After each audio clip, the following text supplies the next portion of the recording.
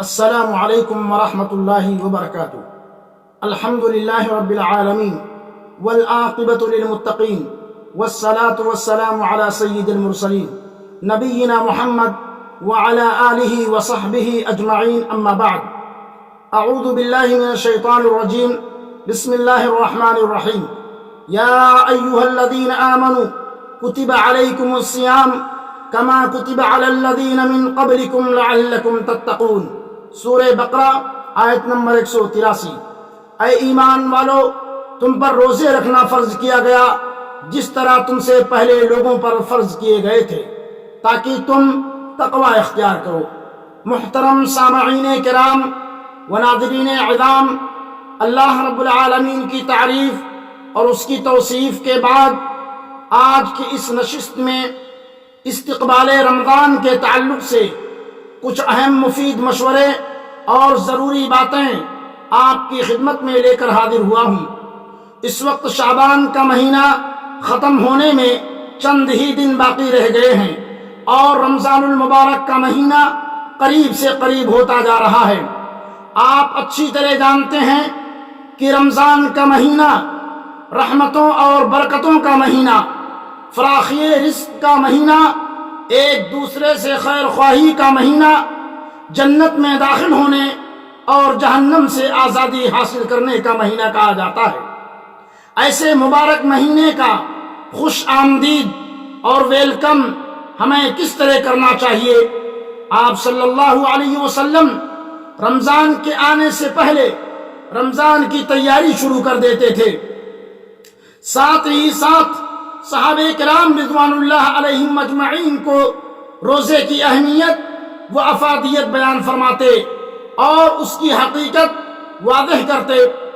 حضرت سلمان فارسی رضی اللہ تعالی عنہ کہتے ہیں کہ شعبان کی آخری تاریخ کو آپ صلی اللہ علیہ وسلم نے ہمیں خطاب فرمایا کہ اے لوگو، تم پر ایک بڑی عظمت والا بابرکت مہینہ سایہ فگن ہو رہا ہے، اس میں ایک رات 1000 مہینوں سے بہتر ہے۔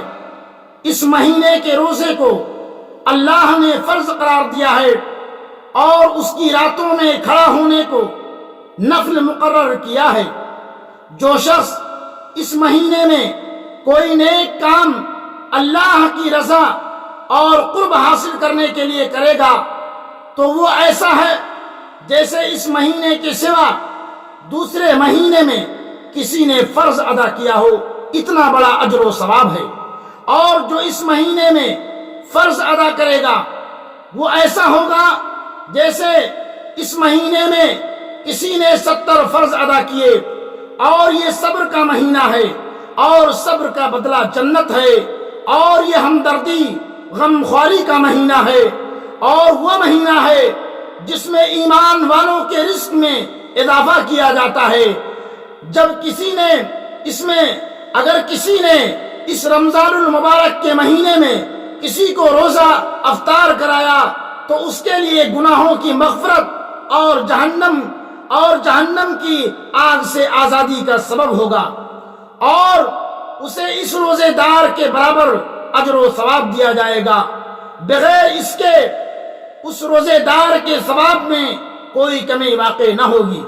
معزز سامعین کرام، قدر و منزلت رمضان کا مہینہ بے حد عظیم ہے۔ اس کی عظمت کا احساس اور قدر و منزلت کے لحاظ سے رمضان سے قبل ہی ہمیں اپنے ذہن و دماغ کے اندر بٹھا لینا چاہیے، تاکہ جب رمضان میں داخل ہوں تو غفلت، سستی، ناقدری، بے اعتنائی، ناشکری، احسان فراموشی اور صیام و قیام سے بے رغبتی نہ پیدا ہو۔ یہ اتنی عظیم اور اتنا عظمت والا مہینہ ہے کہ اس کی ایک رات کا نام ہی قدر و منزلت ہے۔ میرے دوستو، سچی توبہ رمضان کے استقبال میں ایک اہم پہلو یہ ہے کہ ہم پہلے اپنے گزشتہ گناہوں سے سچی توبہ کریں اور آئندہ گناہ نہ کرنے کا عزم مصمم کر لیں، پکا ارادہ کر لیں، کیونکہ رمضان کا پاک مہینہ پاک رب نے بنایا ہے اپنے بندوں کو ہر گناہ سے، ہر غلاظت سے پاک کرنے کے لیے۔ چنانچہ اپنی گناہوں سے سچی توبہ کریں، بلکہ اللہ تعالی توبہ کرنے والوں کو پسند کرتا ہے۔ میرے بھائیوں، اکثر یہ بھی دیکھا جاتا ہے کہ لوگ ایک طرف نیکی کرتے ہیں تو دوسری طرف بدی کرتے ہیں۔ اس طرح اعمال کا ذخیرہ نہیں بن پاتا، بلکہ بدی کے سمندر میں ہماری ساری نیکیاں ڈوب جاتی ہیں۔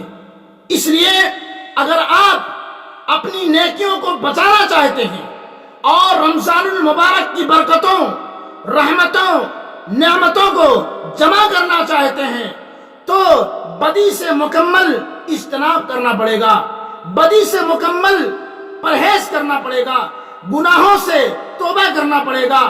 اللہ رب العالمین کا فرمان ہے قُلْ أَنفِقُوا طَوْعًا أَوْ كَرْهًا لَن يُتَقَبَّلَ مِنكُمْ إِنَّكُمْ كُنتُمْ قَوْمًا فَاسِقِينَ۔ سورہ توبہ آیت نمبر 53۔ کہہ دیجئے کہ تم خوشی یا ناخوشی کسی بھی طرح خرچ کرو، قبول تو ہرگز نہ ہوگا، یقیناً تم فاسق لوگ ہو۔ معزز سامعین کرام، سب سے پہلے توبہ جو ہوگی، سب سے پہلے توبہ جس چیز کی کرنی ہوگی رمضان المبارک کے استقبال میں، وہ شرکیہ عقائد و اعمال سے توبہ ہوگی، کیونکہ شرک کرتے ہوئے روزہ قبول نہیں ہوگا، رمضان کا فائدہ میسر نہ ہوگا۔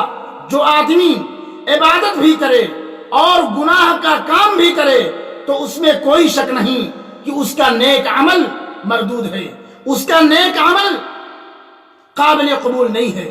بلکہ سورہ عنکبوت کے اندر اللہ رب العالمین ارشاد فرماتے ہیں آیت نمبر 45 کے اندر ان الصلاۃ تنہی عن الفحشاء والمنکر، اس میں کوئی شک نہیں کہ نماز بے حیائی، برائی سے روکتی ہے، برے کاموں سے بچاتی ہے۔ تو جو نماز یا روزہ بے حیائی کے کام سے نہ روکے، برائی کے کام سے نہ بچائے، وہ اللہ کے ہاں قابل رد ہے، وہ اللہ کے ہاں مقبول نہیں ہے، قابل رد ہے۔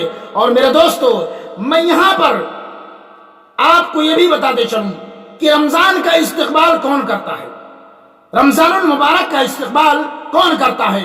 رمضان کا استقبال پکا سچا مومن مسلمان کرتا ہے، اللہ کا پرہیزگار بندہ کرتا ہے، رمضان کے ادب و احترام کا خیال رکھتا ہے۔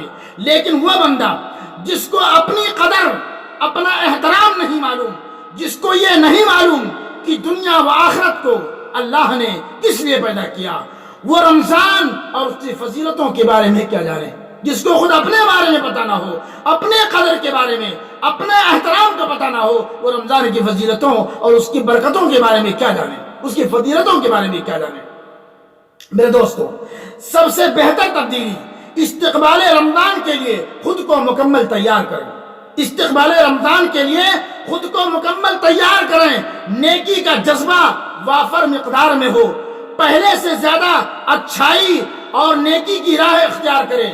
رمضان چونکہ رمضان ہے، اس لیے پہلے ہی سے تقوی کے اسباب اپنائیں اور خود کو متقی انسان بنائیں، خود کو پرہیزگار بنائے۔ اللہ رب العالمین کا ارشاد ہے ان اللہ لا یغیر ما بقوم حتی یغیروا ما بانفسہم۔ کسی شاعر نے اس پر کہا ہے کہ خدا نے آج تک اس قوم کی حالت نہیں بدلی، خدا نے آج تک اس قوم کی حالت نہیں بدلی، نہ ہو جس کو خیال خود اپنی حالت کے بدلنے کا۔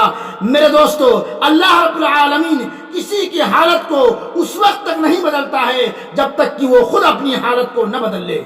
یہاں یہ بات نہیں بھولنی چاہیے کہ اپنے اندر بہتری پیدا کرنے کی خوبی صرف رمضان کے لیے نہیں ہونی چاہیے، صرف رمضان کے لیے نہیں ہونی چاہیے، بلکہ سال بھر کے لیے پیدا کریں۔ ایسے بہت سے لوگ ہیں جو رمضان کے نمازی ہوا کرتے ہیں، رمضان کے نمازی ہوا کرتے ہیں اور رمضان کے رخصت ہوتے ہی نماز سے، بلکہ یہ کہیں کہ اللہ سے ہی غافل ہو جاتے ہیں، اللہ سے ہی دور ہو جاتے ہیں۔ میرے بھائیوں، میرے دوستوں، اچھائی کے لیے بدلاؤ مہینہ بھر کے لیے نہیں، سال بھر کے لیے نہیں، بلکہ زندگی بھر کے لیے ہو، صرف ایک مہینے کے لیے بدلاؤ نہ ہو، صرف ایک مہینے کے لیے تبدیلی نہ ہو، بلکہ ساری زندگی کے لیے بدلاؤ ہو، ساری زندگی کے لیے تبدیلی ہو۔ اللہ ہم سب کے اعمال کو شرف و قبولیت عطا فرمائے۔ میرے بھائیوں، روزہ ایک اہم ترین عبادت ہے۔ روزہ کیا ہے؟ روزہ ایک اہم ترین عبادت ہے، اور آپ روزہ اس لیے رہتے ہیں کہ اللہ آپ سے راضی ہو جائے۔ اللہ آپ سے راضی ہو جائے تو دل کو صاف کر لیجئے، کینہ، کپٹ، بغض، حسد سے جو ہے اپنے دل کو پاک و صاف کر لیجئے۔ بلکہ اللہ کے نزدیک پسندیدہ وہ ہے جو اللہ رب العالمین سے ان تمام چیزوں سے پاک اور صاف ہو۔ خوش قسمتی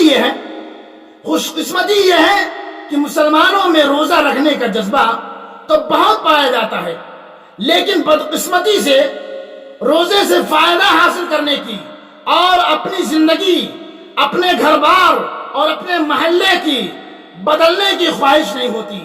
اس موسم بہار میں عام طور پر صوم و صلات، قرآن کی تلاوت، قیام اللیل، اعتکاف اور انفاق فی سبیل اللہ جیسی عبادت کا اہتمام روٹین کی عبادت کے طور پر کیا جاتا ہے۔ ایک روٹین سمجھ کر کے عبادت کرتے ہیں، جبکہ ایسا نہیں ہونا چاہیے۔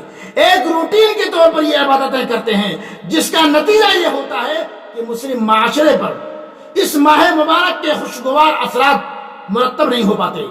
اگر انہی امور دین کو کامل شعور، جذبہ اخلاص اور سنت رسول اللہ صلی اللہ علیہ وسلم کے مطابق ٹھیک ادا کرنے کی کوشش کی جائے تو یہ ایک مہینہ آدمی کی زندگی میں انقلاب برپا کرنے کے لیے کافی ہے کہ نہیں ہے؟ ایک مہینہ ہمارے اندر تبدیلی پیدا کرنے کے لیے کافی ہے۔ میرے دوستو، میرے بھائیوں، یہ چند نصیحتیں تھیں ہمارے لیے بھی اور آپ سب کے لیے بھی استقبال رمضان کے تعلق سے ہمیں کیا کیا کرنا چاہیے۔ اللہ رب العالمین سے دعا ہے کہ بار الہ ہم تمام لوگوں کو رمضان آنے سے پہلے ان تمام چیزوں کی تیاری کر لینی چاہیے۔ اللہ تعالی ہم تمام لوگوں کو رمضان کی برکتوں، اس کی رحمتوں سے ہمیں مالا مال فرمائے۔ آمین یا رب العالمین۔ وما علینا الا البلاغ۔ والسلام علیکم ورحمۃ اللہ وبرکاتہ۔